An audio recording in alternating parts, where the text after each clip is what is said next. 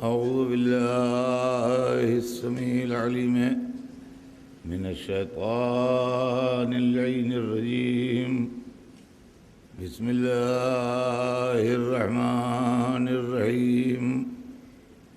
الحمد لله رب العالمين، والصلاة والسلام على سيدنا وشفيعنا أبي القاسم محمد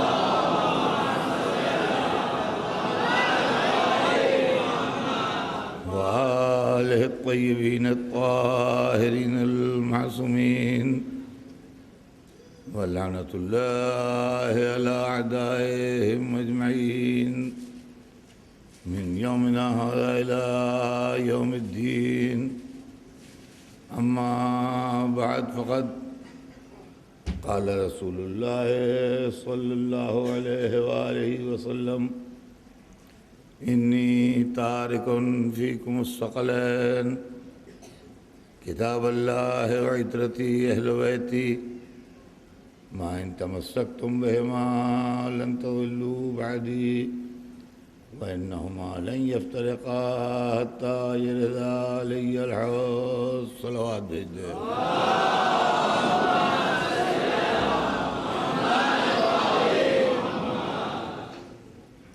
ارشاد اقدس جناب رسول خدا ہے کہ اے مسلمانوں، میں تمہارے درمیان دو بڑی گرہ قدر چیزیں، بڑی اہم، بڑی امپارٹنٹ چیزیں چھوڑ کے جا رہا ہوں. ایک اللہ کی کتاب ہے، ایک میری عطرت ہے، اہل بیت ہے. جب تک تم ان دونوں سے متمسک نہ ہوگے، جب تک ان سے متمسک رہو گے، ان کے ساتھ رہو گے، ان کا دامن ہاتھ میں رکھو گے، میرے بعد ہرگز ہرگز گمراہ نہیں ہوگے. عزیزان گرامی، گمراہی کا مسئلہ یہ ہے کہ جس دن سے آغاز ہدایت ہوا، اسی دن سے گمراہی کا سلسلہ بھی شروع ہوا. اس کی دونوں کی تاریخ سیم ہے. آغاز ہدایت ہوا حضرت آدم کے وقت سے. جب جناب آدم کا پتلا بنایا گیا تو آغاز ہدایت ہوا، اور پروردگار کی آواز گونجی ملائکہ کے درمیان کہ وَإِذَا سَوَّيْتُهُ وَنَفَخْتُ فِيهِ مِنْ رُوحِي فَقَعُوا لَهُ سَاجِدِينَ.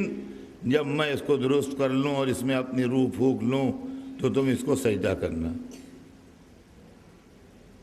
یہ حکم خدا تھا کہ تم اس پیکر کو سجدہ کرنا. کس کو حکم دیا گیا؟ ملائکہ کو. کس کے سجدہ کرنے کا حکم دیا گیا؟ پیکر آدم کے. معلوم یہ ہوا کہ سجدہ تعظیمی بھی ہوتا ہے.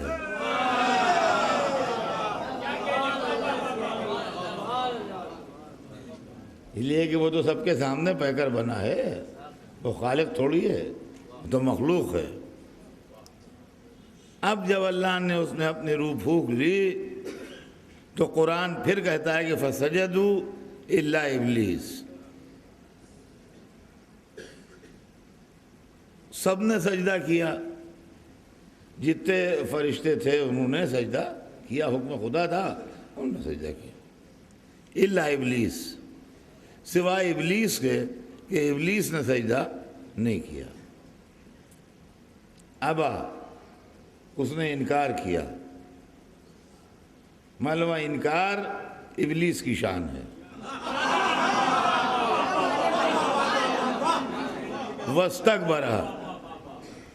وَاسْتَكْبَرَ، اور اس نے تکبر کیا. تکبر کرنا کیا سمجھتے ہیں؟ اپنے کو بڑا سمجھنا.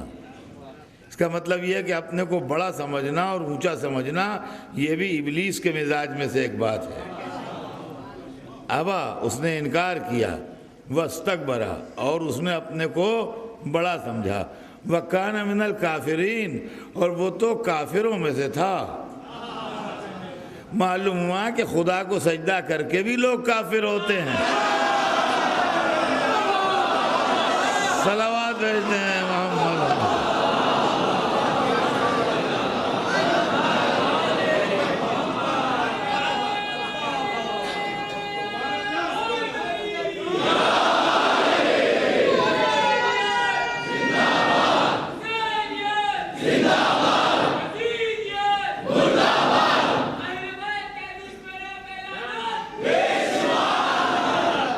کہ میں سجدہ نہیں کروں گا. اس نے انکار کیا. اور جب اللہ نے اس سے پوچھا کہ تو نے سجدہ کیوں نہیں کیا، کہا انا خیر منہ، میں اس سے بہتر ہوں. خلقتنی من نار و خلقتہ من طین، تو نے مجھے آگ سے بنایا ہے. دیکھیے ایک بات سمجھیے کیا ہے، یہ سب قرآن ہے جو میں پڑھ رہا ہوں. خلقتنی من نار، تو نے مجھے آگ سے خلق کیا ہے، تو نے مجھے خلق کیا ہے. اس کا مطلب اللہ کو خالق مان رہا ہے اپنا. خلقتنی، تو نے مجھے خلق کیا ہے. عربی میں کسی سے پوچھ لیجیے جا کے، خلقتنی من نار، تو نے مجھے خلق کیا ہے آگ سے، وخلقتہ من طین، اور اس کو مٹی سے خلق کیا ہے. یعنی اللہ کو اپنا بھی خالق مان رہا ہے اور آدم کا بھی خالق مان رہا ہے، مگر سجدہ نہیں کر رہا ہے. اب جب سجدہ نہیں کر رہا ہے تو مزاج مشیت برہم ہوا. کہا کہ اخرج انک رجیم، نکل جا، تو مردود ہو گیا. جیسے کوئی اپنے ملازم کو، اپنے نوکر کو، اپنے خادم کو نکال دے، نکل بھاگ، گیٹ آؤٹ. یہ معاملہ ہوا. تو اس نے کہا انظرنی الی یوم یبعثون، مجھے قیامت تک کی مہلت دے دے. اس کا مطلب قیامت کا بھی قائل ہے.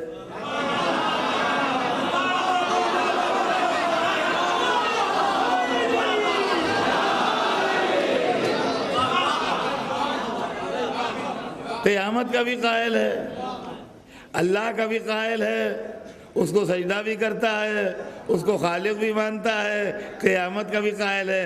معلوم ہے اللہ کا قائل تو ہے، اللہ والے کا قائل نہیں ہے. صلوات بھیجتے ہیں محمد.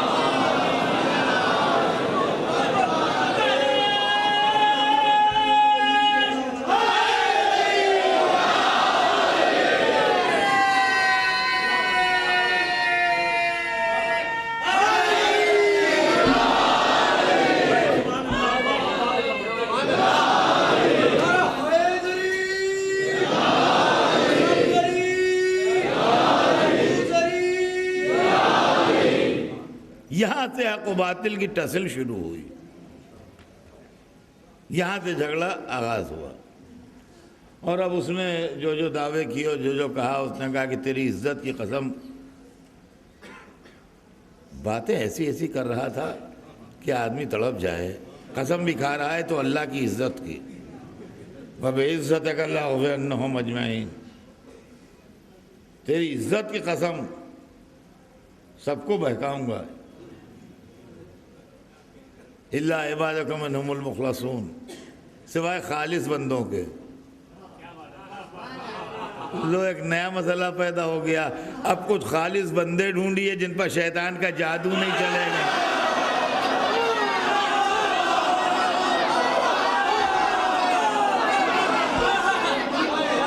کیا کرنا؟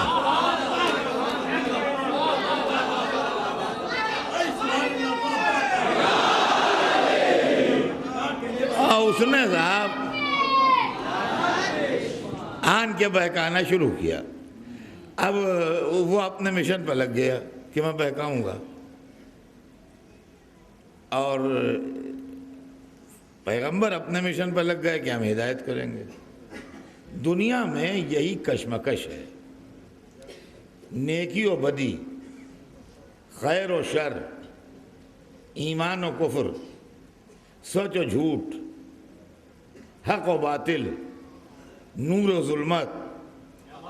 جو لفظیں ہیں آپ کہہ لیجئے، لیکن یہ دو لفظیں جو ہیں یہ قیامت ہیں. سمجھے آپ؟ یہ اسی کے اوپر نظام چل رہا ہے. جیسے ریل کی دو پٹریوں پر گاڑی چلتی ہے، ریل پر ٹرین چلتی ہے، سمجھے آپ؟ تو اس طریقے سے یہ معاملہ چل رہا ہے. دونوں. یہ بڑی عجیب و غریب منزل ہے. تو اب یہاں سے جھگڑا شروع ہو گیا. اب وہ ایک گھر تھا اس وقت. آدم، ان کے دو بیٹے میاں بیوی، بیوی حوا، حضرت آدم، حابیل قابیل. پیغمبر کے گھر میں گھس گیا. مزاج سمجھیے گا. پیغمبر کے گھر میں گھس گیا اور ایک لڑکے کو بہکا دیا. اب جو ایک لڑکے کو بہکا دیا، آپ یہ نہیں کہہ سکتے کہ اس کو سوسائٹی خراب ہو گئی. سوسائٹی تھی ہی نہیں. صحبت خراب ہو گئی، لوگ تھے ہی نہیں. پولیٹیکل معاملہ تھا، سیاست تھی ہی نہیں. دنیا میں دولت کا معاملہ تھا، دولت پراپرٹی کا جھگڑا تھا ہی نہیں. کچھ بھی نہیں تھا. ٹوٹل دنیا کی آبادی ایک فیملی پر، جس میں 4 آدمی، 2 بھائی، ایک میاں ماں، ایک باپ. اس میں سے بھی اس نے ایک کو اپنے مطلب کا نکال لیا. اس میں سے بھی اس نے ایک کو اپنے مطلب کا نکال لیا. اس کا مطلب یہ کوئی گھر بھی محفوظ نہیں ہے. اللہ سے ڈرتے رہیے اور اہدنا الصراط المستقیم کہتے رہیے. سمجھے آپ؟ یہ معاملہ ہے. تو کوئی گھر محفوظ نہیں. اس نے اپنے مطلب کا ایک نکال لیا اور ایک نے دوسرے کو قتل کر دیا. قابیل نے حابیل کو قتل کر دیا. ایک بھائی نے دوسرے بھائی کو مار ڈالا.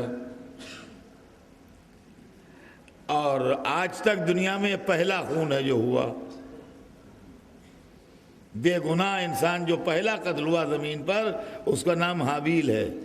اور پہلا قاتل جو تھا اس زمین کے اوپر، اس کا نام قابیل ہے. سمجھے آپ؟ یہ ہے معاملہ. اب یہ پہلا قتل بھی آج تک لوگوں نے معاف نہیں کیا. حالانکہ عام طور سے پہلا جرم معاف کر دیتے ہیں. لوگ اکثر کہتے ہیں اگر خدا یزید کو معاف کر دے تو کیا اعتراض ہے؟ پہلے قابیل کو تو معاف کروائیے.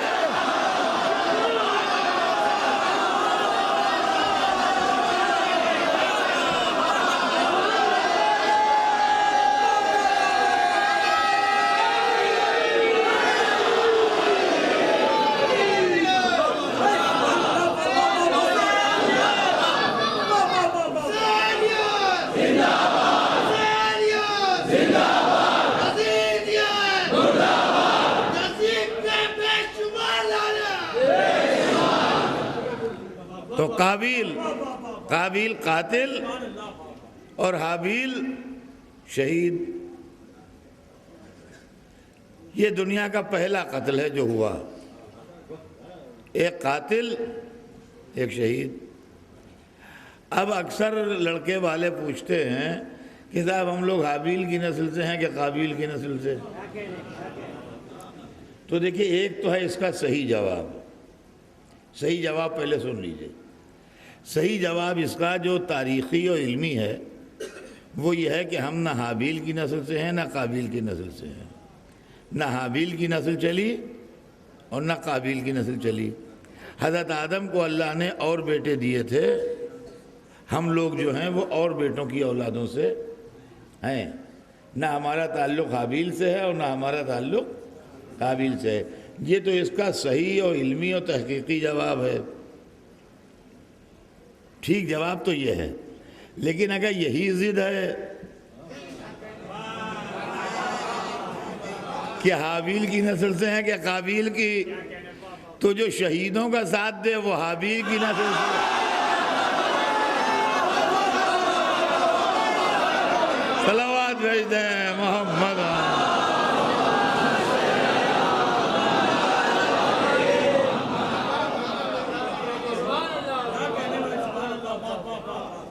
تو عزیزان گرامی، میں بات یہ عرض کر رہا تھا، یہ اس لیے تمہیداً اتنی بات سنائی کہ جھگڑا وہاں سے شروع ہوا.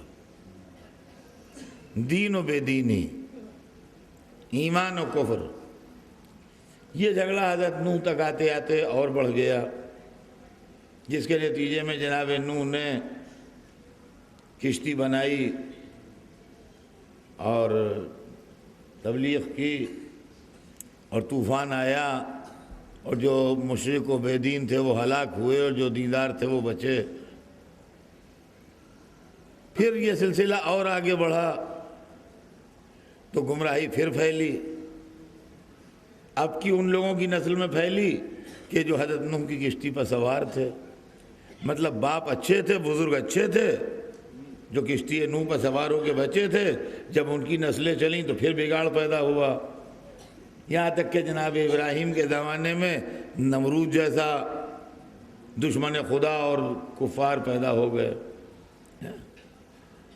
خیر جناب ابراہیم نے ان کا مقابلہ کیا, ان کو زیر کیا, حق و باطل میں فرق کیا, سلسلہ آگے بڑھ گیا. جناب موسیٰ کا زمانہ آ گیا. جناب موسیٰ کے زمانے میں پورا فرعون کا معاملہ سب قرآن میں لکھا ہوا ہے, ہر ایک کو معلوم ہے. ایسی کوئی بات نہیں جو کسی کو معلوم نہ ہو کہ فرعون برسر اقتدار تھا مصر میں اور بنی اسرائیل پر ظلم کرتا تھا, ان کے لڑکوں کو قتل کرتا تھا, ان کی لڑکیوں کو زندہ چھوڑ دیتا تھا خدمتگاری کے لیے.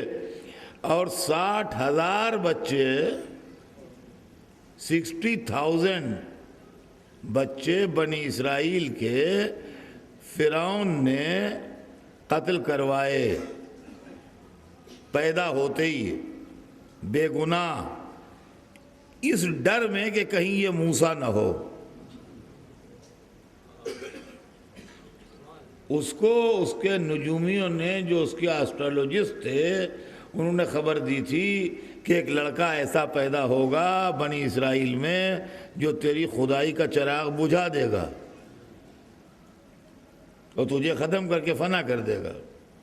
تو اس نے عورتیں لگا دی تھیں جو بنی اسرائیل کے گھروں میں جاتی تھیں اور اس بات کی نگرانی رکھتی تھیں کہ کون عورت کے یہاں ولادت ہونے والی ہے. اور وہ عورتیں جو تھیں وہ نگرانی رکھتی تھیں یہاں تک کہ جب ولادت ہوتی تھی تو اگر بیٹی ہوتی تھی تو رپورٹ لگا دیتی تھیں کہ بیٹی ہوئی ہے تو کوئی ان سے نہیں بولتا تھا. لیکن اگر یہ رپورٹ آتی تھی کہ بیٹا ہوا ہے تو فوراً سرکاری آدمی اس کو لے جاتے تھے اور لے جا کے اس کو قتل کر دیتے تھے لڑکے کو. اس طریقے سے 60,000 تفسیر میں ہے کہ 60,000 آدمی جو تھے, بچے پیدا ہوئے بیچارے معصوم بچے, یہ مارے گئے. اور تعجب ہے کہ اللہ کو جلال نہیں آیا, غضب خدا حرکت میں نہیں آیا. معبود راز کیا ہے؟ ممکن ہے جواب دے کہ معصوم کی جان کی قیمت بتا رہا ہوں. ایک موسیٰ پر 60,000 قربان ہو گئے, یہ ہے موسیٰ کی قیمت. تو جب موسیٰ کی یہ قیمت ہے تو محمد و آل محمد کی کیا قیمت؟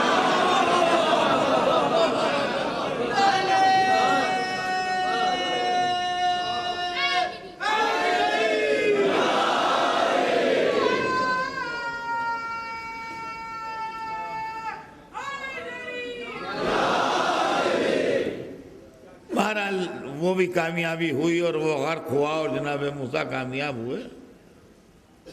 اور پھر سلسلہ آگے بڑھا تو ان بنی اسرائیل ہی میں جو موسیٰ پر ایمان لائے تھے ایسے کافر اور بے دین اور لوگ پیدا ہو گئے کہ جنہوں نے حضرت عیسیٰ کے واسطے سولی لا کے کھڑی کر دی. یہ اور بات ہے کہ اللہ نے ان کو آسمان پر بلند کر لیا اور وہ ان کو سولی دینے پر قادر نہ ہوئے, لیکن انہوں نے تو اپنی جیسی کر لی تھی. میں نے آپ کو یہ اس لیے سنایا قصہ اتنا لمبا, تاریخ ہدایت, کہ آپ کو یہ اندازہ ہو جائے کہ ایک نبی کے بعد جب دوسرا نبی آیا تو بیچ میں جو وقفہ ملا اس میں لوگ گمراہ ہو گئے. آدم و نوح کے درمیان جو گیپ تھا اس میں گمراہی پھیلی. نوح نے آ کے پھر ٹھیک کیا, نوح و ابراہیم کے درمیان جو گیپ تھا اس میں پھر گمراہی پھیلی. نوح نے ابراہیم نے آ کے ٹھیک کیا, ابراہیم و موسیٰ کے بیچ میں جو گیپ آیا اس میں پھر گمراہی پھیلی. حضرت عیسیٰ نے آ کے ٹھیک کیا, حضرت عیسیٰ اور حضور کے بیچ میں جو گیپ آیا اس میں پھر گمراہی پھیلی. حضور نے آ کے ٹھیک کیا. اب حضور جب آئے تو یہ فرماتے ہوئے آئے کہ میرے بعد کوئی آئے گا نہیں.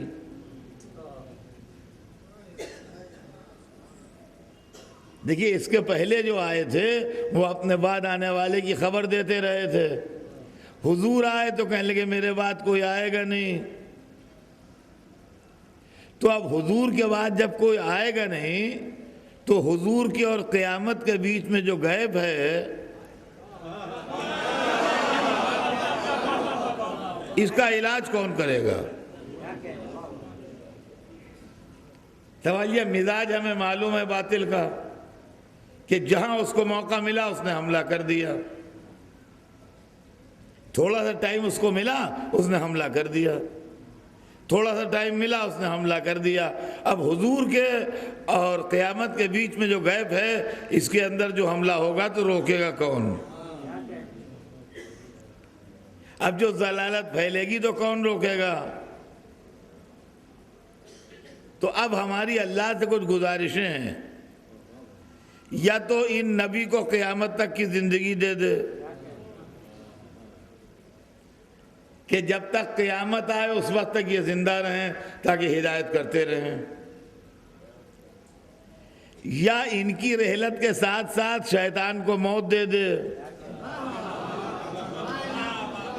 کہ اب خطرہ ہی نہ رہے ان کا. وہ ڈاکو مر گیا جو لوٹتا تھا، اب اطمینان سے جاؤ آؤ کوئی لوٹنے والا نہیں ہے. بھائی دو صورتیں ہیں، یا تو قیامت تک رہبر زندہ رہے تاکہ وہ اپنا کام کرتا رہے تو یہ اپنا کام کرتا رہے، اور یا پھر جس دن حضور دنیا سے جائیں اس دن یہ بھی جائے تاکہ اب خطرہ نہ رہے، جو حضور پہنچا کے جائیں وہی رہے قیامت تک. نہ ہماری یہ درخواست منظور ہوئی نہ وہ منظور ہوئی. تو اب اگر ہم گمراہ ہو جائیں تو ذمہ داری کس پہ ہے؟ اسی ذمہ داری کا جواب دینے کے لیے حضور نے یہ حدیث فرمائی تھی جو میں نے پڑھی ہے. سمجھے؟ اسی ذمہ داری کا جواب دینے کے لیے یہ حدیث پڑھی ہے میں نے کہ انی تارک فیکم الثقلین، میں تم میں دو چیزیں چھوڑ کے جا رہا ہوں. کتاب اللہ ہے و عطرتی، ایک اللہ کی کتاب ہے اور دوسرے میری عطرت ہے. اللہ کی کتاب بھی ادھر سے آئی، عطرت بھی ادھر سے آئی. اللہ کی کتاب بھی اس نے بھیجی، عطرت بھی اس نے بھیجی. اللہ کی کتاب بھی غلطیوں سے پاک ہے، عطرت بھی غلطیوں سے پاک ہے. اللہ کی کتاب بھی نور ہے، عطرت بھی نور ہے. کہا یہ چھوڑ کے جا رہا ہوں، ما ان تمسکتم بہما، جب تک ان دونوں سے متمسک رہو گے کبھی گمراہ نہیں ہوگے، کبھی گمراہ نہیں ہوگے. دیکھیے ایک سے کام نہیں چلے گا، دونوں سے متمسک رہے. اور میں حالانکہ آدمی ایک سے متمسک ہو بھی نہیں سکتا، اس لیے کہ رسول اللہ کا فرمان ہے کہ دونوں سے. لیکن پھر بھی میں ایک چھوٹی سی مثال دے دوں تاکہ ہر ایک کی سمجھ میں آ جائے. اگر خالی قرآن سے متمسک ہوگا تو خارجی بنے گا، اور اگر خالی اہل بیت پکارے گا تو نصیری بنے گا.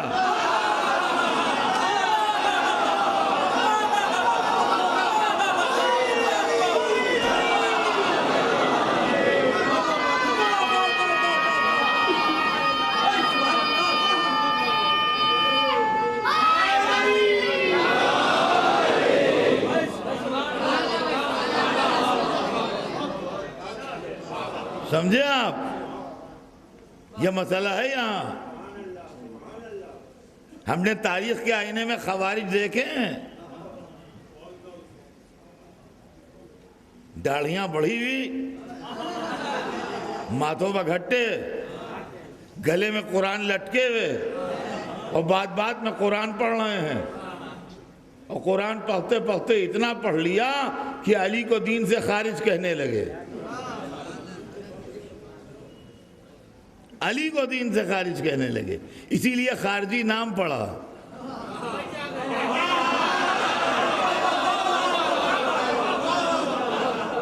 یہ خوارج جو تاریخ کے اندر ہیں یہ اسی لیے خوارج کہلائے کہ انہوں نے نعرہ دیا تھا کہ علی اسلام سے خارج ہیں، اور جب جنگ نہروان میں یہ آئے ہیں مولا علی کے سامنے تو آپ کے اصحاب نے سمجھایا، اور جب اصحاب کی سمجھائے سے نہ سمجھے تو مولا علی نے خود سمجھایا۔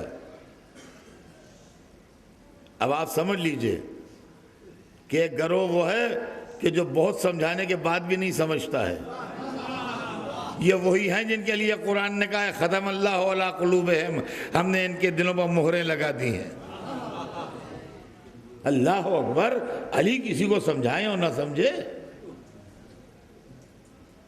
علی کسی کو سمجھائیں اور نہ سمجھے، علی نے سمجھایا مگر ان کی سمجھ میں نہ آنا تھا، نہ آیا، یہ وہی کہتے رہے جو کہہ رہے تھے، وہی بکتے رہے جو بک رہے تھے۔ تو آخر میں مولا نے اپنے اصحاب سے کہا کہ کاٹ کے ڈال دو ان کو، اب یہ مرض لا علاج ہو گیا، اب دوا نہیں ہو سکتی۔ علی کے ساتھیوں نے تلواریں اٹھائیں اور تلواریں اٹھا کے تلواریں نیچی کر لیں، کہا یا علی وہ تو قرآن پڑھ رہے ہیں۔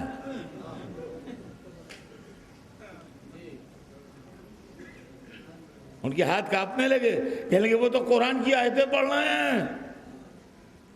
خدا کی قسم دنیا میں کوئی ہوتا جواب نہ دیتا سوائے میرے مولا کے۔ وہ علی تھے جنہوں نے جواب دیا، فرمایا قرآن ان کے حلق میں پھنسا ہے، نیچے نہیں اترا ہے۔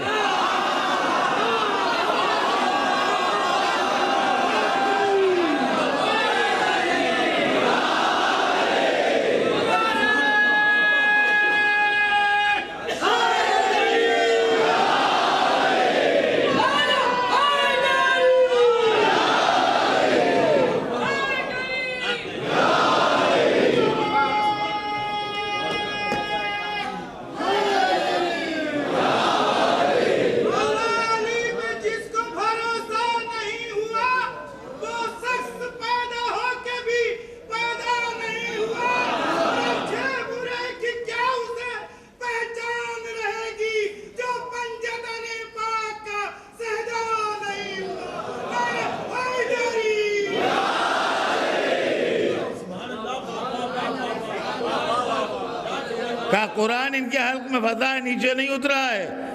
مولا قربان جاؤں آپ کے، آپ نے بتا دیا جب تک خالی حلق میں پھنسا رہتا ہے آدمی سوکھی سوکھی آیتیں پڑھتا ہے، جب دل تک پہنچ جاتا ہے محبت علی بن جاتا ہے۔ صلوات بھیج دیں محمد۔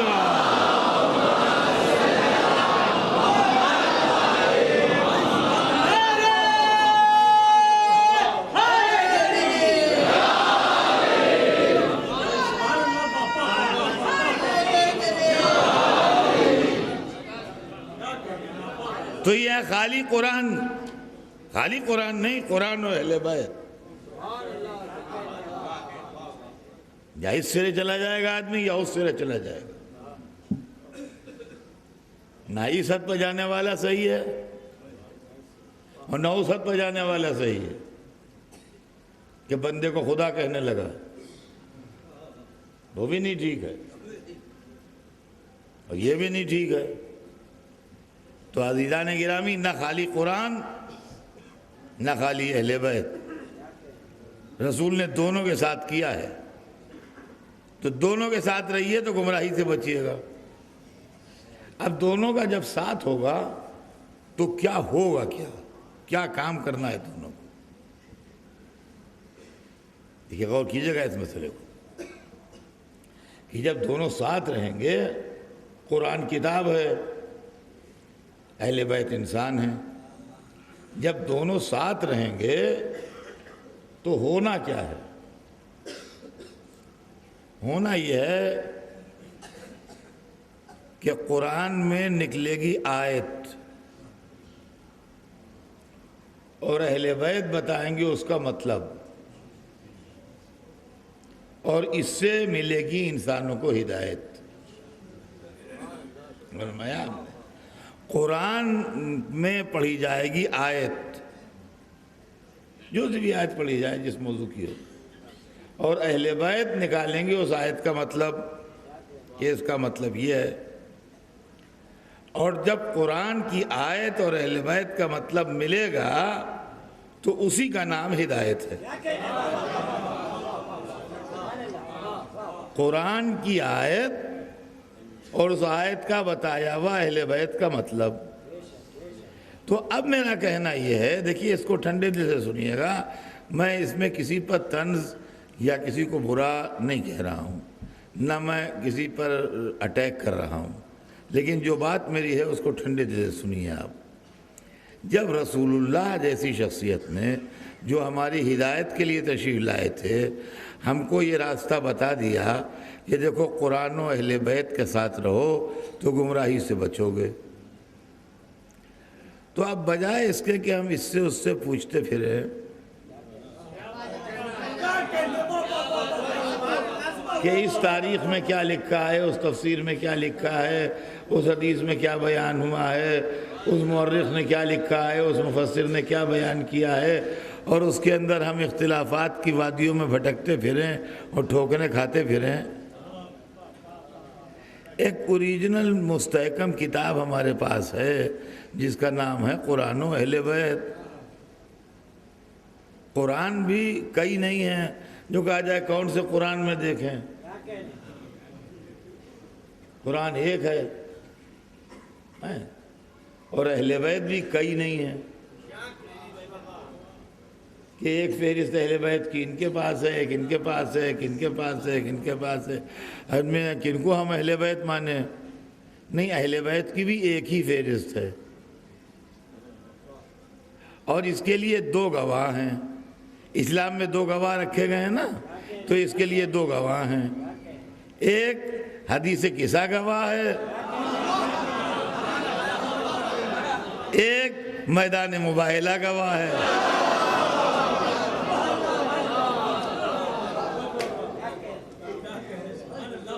اس کے لیے دو گواہ ہیں، حدیث قصہ گواہ ہے اور میدان مباہلہ گواہ ہے، تو یہ اہل بیت ہیں۔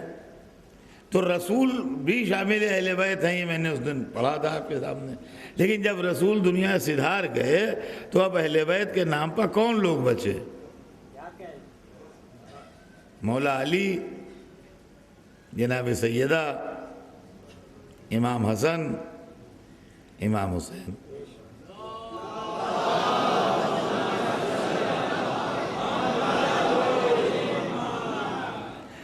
اچھا، یہ نام عالم اسلام میں کانٹروورشل بھی نہیں ہے،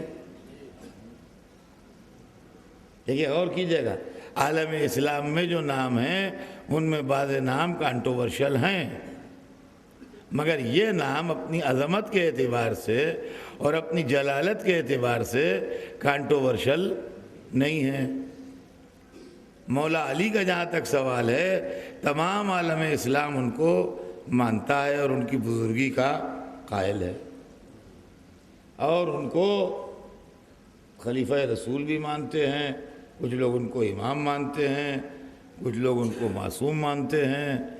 بہرحال رسول کے بھائی بھی تھے، رسول کے داماد بھی تھے، رسول کے خلیفہ بھی تھے، امام وقت بھی تھے، معصوم بھی تھے، مولود کعبہ بھی تھے، سوار دوش رسول بھی تھے۔ تو جہاں تک حضرت علی کا سوال ہے، ان کی شخصیت اور ان کی ذات گرامی کو سب مانتے ہیں۔ جہاں تک جناب سیدہ کا سوال ہے، جناب سیدہ سے بڑھ کے رسول اللہ سے کوئی کلوز نہیں ہے۔ دیکھیے وہ چیزیں جن کو ہم شرف سمجھتے ہیں، جن کا نام ہم نے عزت رکھا ہے، وہ رسول کی وجہ سے ہیں، سمجھے آپ؟ میری بات کو ٹھنڈے دل سے سنیے گا، رسول کی وجہ سے ہیں۔ مدینے کی جو عزت ہے اور ایک مسلمان کے دل میں مدینے کی تمنا ہے یا مدینہ احترام کی جگہ مانا جاتا ہے، مدینے میں کیا ہے؟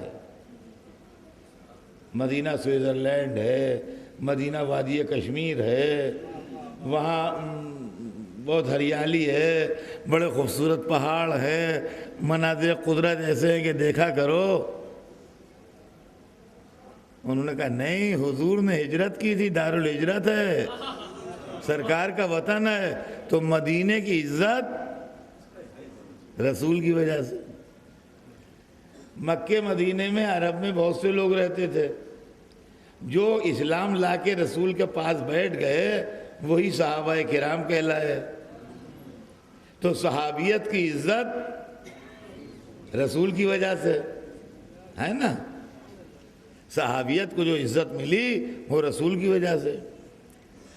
مکے مدینے میں عرب میں بھائی لاکھوں عورتیں ہوں گی، مگر جو بیویاں رسول کے حوالہ عقد میں آ گئیں وہ امہات مومنین کہلائیں، تو ان کو جو عزت ملی وہ رسول کی وجہ سے۔ تو امہات مومنین کی عزت ہے تو رسول کی وجہ سے، صحابہ کرام کی عزت ہے تو رسول کی وجہ سے، ہے کہ نہیں؟ مدینے کی عزت ہے تو رسول کی وجہ سے۔ ہم آپ اپنے کو امت رسول کہتے ہیں، ہماری آپ کی عزت بھی رسول کی وجہ سے ہے۔ تو جو رسول سے قریب ہے یا رسول سے نسبت ہے اس کی اتنی عزت ہے۔ بات سمجھ میں آ رہی ہے؟ اس کی اتنی عزت ہے۔ اب یہ دیکھیے آپ کہ رسول سے سب سے زیادہ قریب کون ہے؟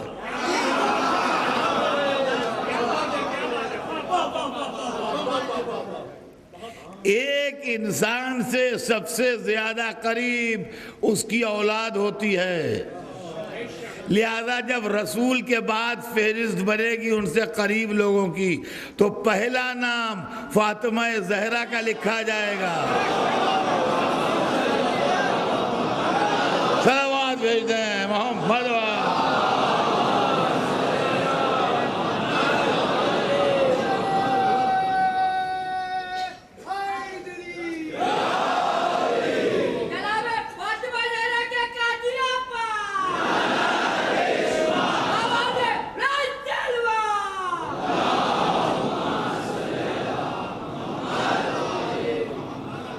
پہلا نام فاطمہ زہرا کا لکھا جائے گا، اس لیے کہ باپ سے متصل اس کی اولاد۔ داماد کا بھی نام آئے گا مگر بعد میں، نواسوں کا بھی نام آئے گا مگر بعد میں، پہلا نام اولاد کا۔ تو قریب ترین فرد رسول اللہ سے جو ہیں وہ جناب فاطمہ ہیں صلوات اللہ وسلامہ علیہ۔ نتیجہ یہ ہوا کہ اس قربت نے عزت اتنی بڑھائی کہ جب باپ کی محفل میں آتی تھی تو تعظیم کے لیے کھڑے ہو جاتے تھے۔ صلوات بھیجتے ہیں محمد۔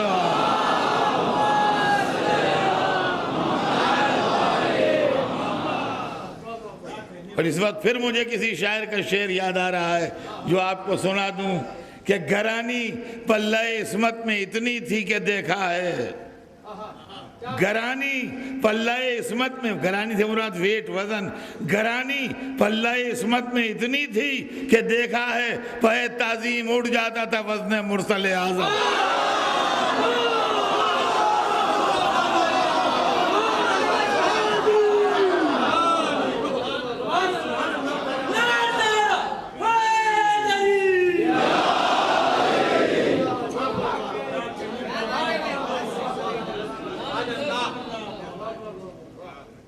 اور اب اس کے بعد دو نام اور آتے ہیں، حسن و حسین۔ یہ اہل بیت ہیں، صحابیت کی فہرست الگ ہے، اہل بیت کی فہرست الگ ہے۔ صحابیت وہ ہے جو رسول کے پیچھے نماز پڑھے، اہل بیت میں ہیں جو پشتے عالم سجدہ ہیں پشتے رسول پر.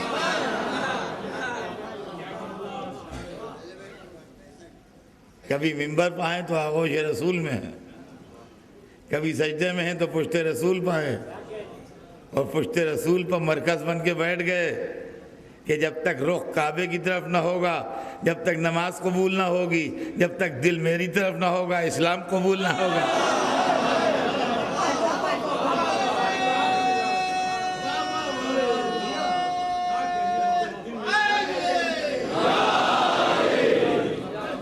تو عزیزان گرامی، اب مسئلہ یہ ہے کہ یہ لوگ مولا علی، بی بی فاطمہ، امام حسن، امام حسین، یہ اہل بیت ہیں، اور قرآن سب کے علم میں ہے کہ قرآن ہے. ان کے بتائے ہوئے راستے پر چلنے میں نجات ہے. تو اب بہت سی فقہوں اور بہت سے نظریوں اور بہت سے قولوں کی اسلام میں گنجائش ہی کہاں ہے؟ اسی در پر آ جاؤ، سارے اختلافات خود بخود ختم ہو جائیں گے، سارے مسئلے خود بخود ختم ہو جائیں گے. اور عزیزان گرامی، یہ اہل بیت وہ ہیں کہ چونکہ ان کا سلسلہ نورانی ہے، لہذا ان میں اختلاف نہیں ہے، ان میں اختلاف نہیں ہے. دنیا نے جو رہبر بنائے، فقہوں میں اختلاف پیدا ہوئے، یہ دنیا جانتی ہے، مجھے اس کو چھیڑنا نہیں ہے، وہ مسئلہ مجھے چھیڑنا نہیں ہے، مگر جے علماء گزرے وہ فقہ بنی. تو فقہوں میں اختلاف ہوئے، لیکن ہمارے پاس 12 امام گزرے، فقہ ایک رہی، فقہ ایک رہی. 12 امام گزرے، فقہ ایک رہی. اس کی وجہ یہ ہے کہ اگر ہم دماغ سے سوچ کے بتائیں گے تو اختلاف ہوگا، لوح محفوظ میں دیکھ کے بتائیں گے تو ایک بات رہے گی. ایک رہا، دو نہیں ہوئے. اور عزیزان گرامی، آج وقت نہیں رہا میرے پاس، میں انشاءاللہ زندگی رہی تو کل عرض کروں گا کہ جب تک یہ دروازہ کھلا رہا اور امامت ظاہر رہی، اس وقت تک ہم نے دین کو اماموں سے سمجھا. ہم بڑی بڑی باتیں کرنے کے قائل نہیں ہیں. ہم ہمیشہ سر جھکا کے زندگی گزارنے کے قائل ہیں، اور ہم کسی پر طنز کرنے کے بھی قائل نہیں. لیکن اسلام کے معاملے میں الحمدللہ ہم سیلف سفیشینٹ ہیں. ہمیں مسئلے پوچھنے کے لیے، معلومات حاصل کرنے کے لیے، واجب و حرام جاننے کے لیے، جائز و ناجائز معلوم کرنے کے لیے کسی ڈہڑی پر جانے کی ضرورت نہیں ہے. ہماری ایک ہی ڈہڑی ہے، اور وہ ہے اہل بیت کی ڈہڑی. وہاں آتے ہوئے ہم نے اوروں کو تو دیکھا ہے، مگر ان کو کہیں جاتے نہیں دیکھا.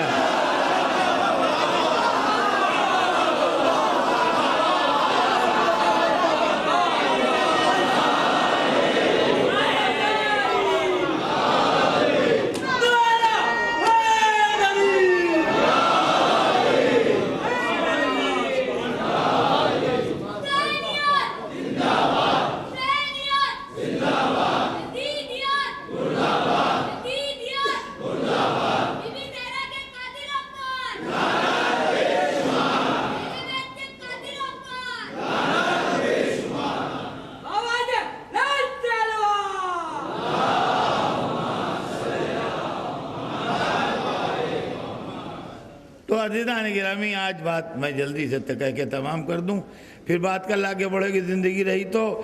آج تو صرف اتنا کہ ہم اپنی کوالیفیکیشن آپ کو بتا دیں کیا ہے۔ اسلامیات میں ہماری لیاقت کتنی ہے اور ہم نے کتنے دنوں پڑھا ہے۔ میں اگر اپنی کوالیفیکیشن لکھوں تو اس کا مطلب یہ تھوڑی ہے کہ جس کے بعد کوالیفیکیشن کم ہے اس کو ذلیل کر رہا ہوں۔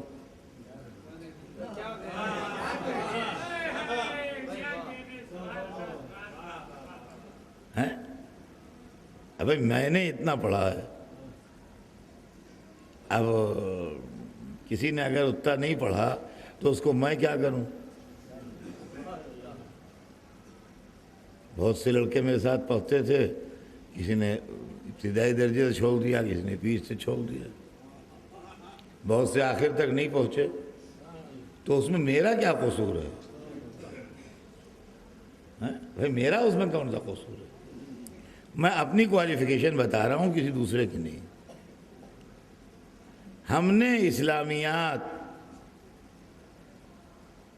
273 برس 273 ایئرس معصوم کے مدرسے میں پڑھے ہیں۔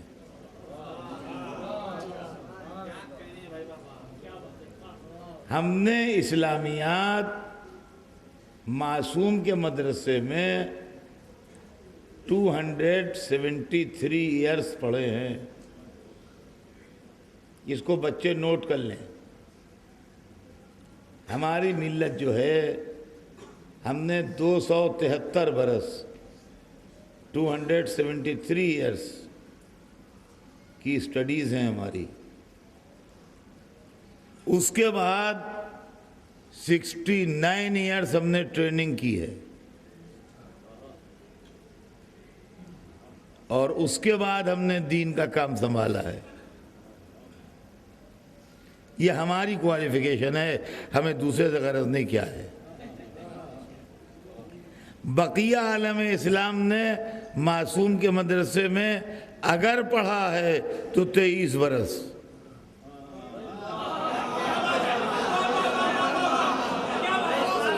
اور اس 23 برس میں ہم آپ کے ساتھ تھے۔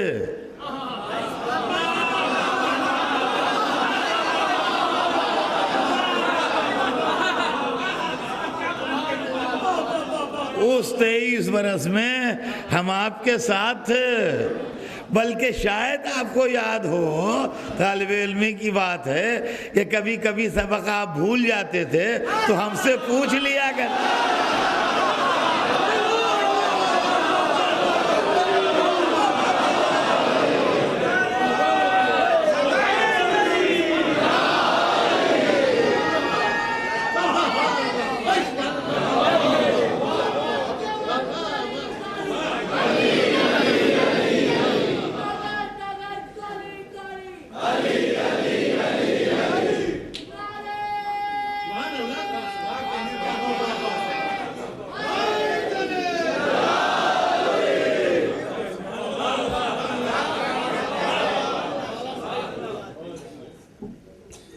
برس کے بعد آپ نے اپنے انڈیپینڈنٹ ہونے کا اعلان کر دیا۔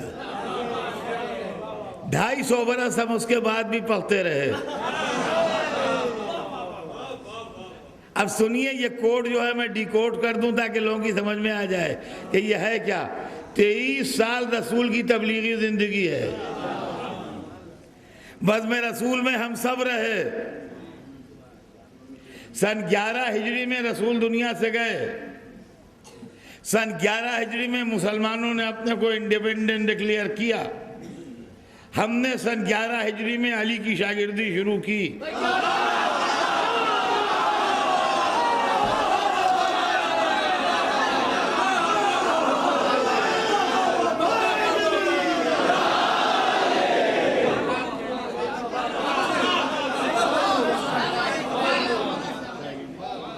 سن 260 ہجری ربیع الاول سن 260 ہجری امام حسن عسکری کی شہادت ہے۔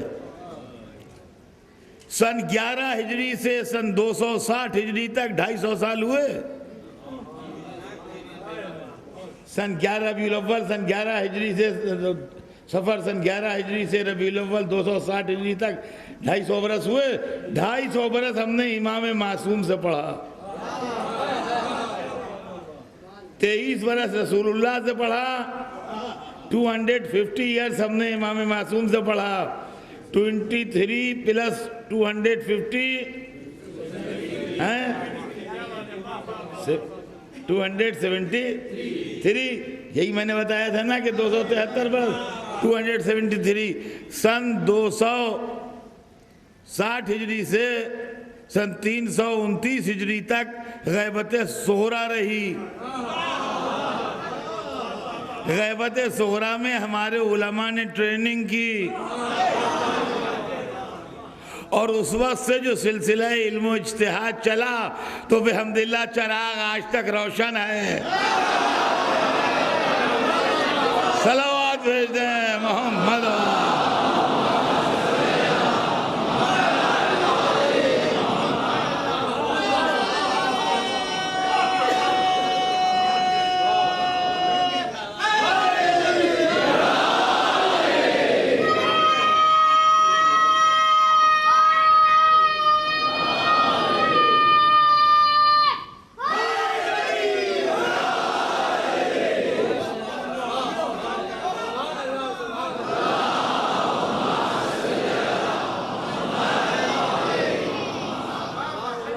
ہمارے پاس الحمدللہ مرجعیت کا سلسلہ شیخ صدوق کے وقت سے چلا وہ آج تک 1 سیکنڈ کے بریک کے بغیر باقی ہے. 1 سیکنڈ کا بریک نہیں ہوا ہے اس کے اندر.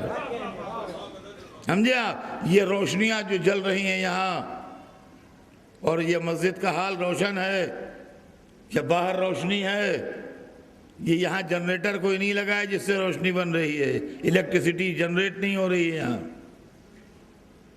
ہوگا کہیں لگا ہوا جنریٹر.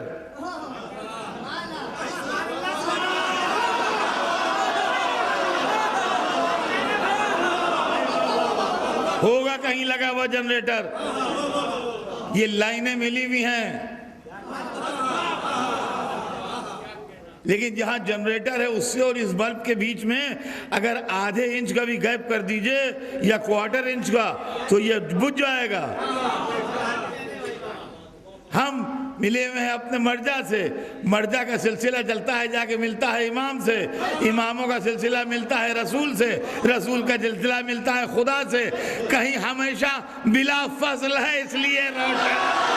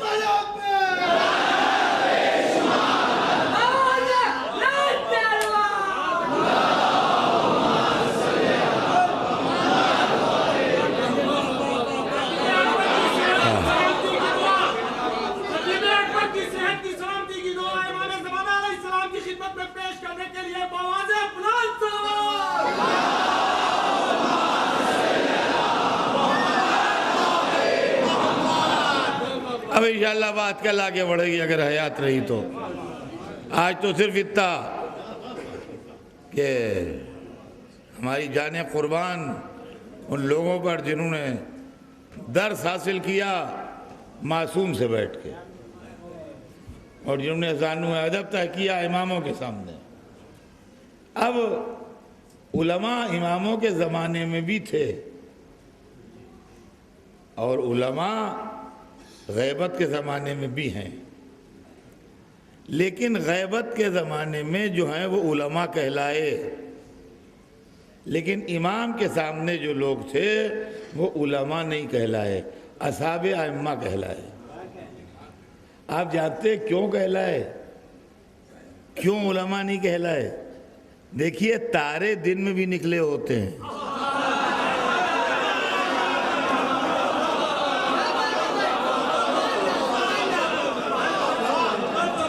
اور تارے رات میں بھی نکلتے ہیں، مگر رات میں سورج غائب ہوتا ہے اس لیے دکھائی دیتے ہیں، اور دن میں سورج کی روشنی کی وجہ سے دکھائی نہیں دیتے۔ ہمارے علماء وہ تارے ہیں امام کے زمانے میں جو دن میں سورج کے ساتھ نکلے۔ چنانچہ آج ایک عالم کا ذکر کر کے بات تمام کروں، اور وہ تھے جناب حبیب ابن مظاہر۔ اللہ اللہ، کیا مرتبہ تھا حبیب کا، اور کیا رتبہ تھا حبیب کا، خدا کی قسم تصور کانپ جائے مرتبے کو سوچ کے کہ امام اپنے قلم سے کسی کو فقیہ لکھیں۔ اللہ اکبر، اس لفظ کی قیمت ساری دنیا مل کے تولے تو نہ تولے۔ امام معصوم، نواسہ رسول، علی و فاطمہ کا بیٹا، وہ کسی کو رجل فقیہ لکھے۔ بچپن کے دوست تھے حبیب، بچپن سے حسین پر فدا تھے، جب سے ہوش سنبھالا جب سے قربان تھے۔ حسین نے خط لکھا جس کا عنوان یہ تھا کہ یہ خط ہے حسین ابن علی کی طرف سے مرد فقیہ حبیب ابن مظاہر کے نام، اور اس کے بعد لکھا تھا کہ حبیب ہماری قرابت کا رسول اللہ سے تمہیں علم ہے، ہم پر وقت پڑ گیا ہے، مدد کے لیے آؤ۔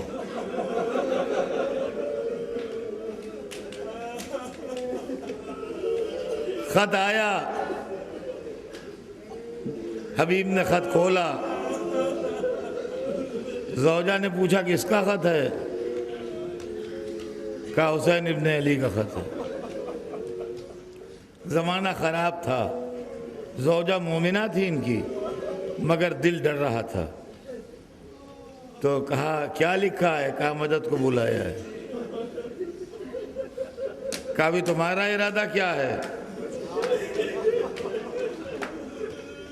ڈر کے مارے زوجہ سے بتایا نہیں، کہہ گئے رے بھائی یہ حکومتی معاملات ہیں، میں کیا جانوں۔ بس جیسے ہی یہ کہا ویسے ہی تیور بدل گئے۔ کہا حبیب یہ بات ہے تو ایسا کرو کہ اپنی تلوار مجھے دو، میری چادر تو موڑ دو۔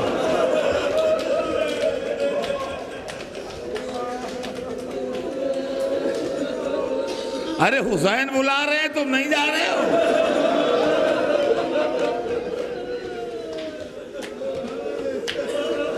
رونے لگے کہہ لگے مومنہ معاف کرنا، میں نہیں سمجھتا تھا کہ تیرے دل میں اتنی محبت ہے حسین، میں نے ڈر کے مارے نہیں بتایا تھا، میں جاؤں گا۔ اپنے غلام کو حکم دیا، ایک راستے پر اس لیے کہ پہرے لگے تھے، جدھر سے نکل جانے کا امکان تھا، اور وہ لباس پہن کے اس طریقے سے گئے جیسے کھیتی پہ جاتے تھے۔ جانے میں ذرا دیر ہو گئی تو دیکھا کہ چھپ چھپ کے جا رہے تھے کہ وہ کہہ رہا ہے غلام کہ فرض گھبرانا نہیں، اگر میرا آقا کچھ ہو گیا اسے تو میں چلوں گا۔ اتنا سننا تھا، تڑپ گئے، کہا یا ابا عبداللہ یہ وقت آ گیا کہ غلام نصرت کی تمنا کرے۔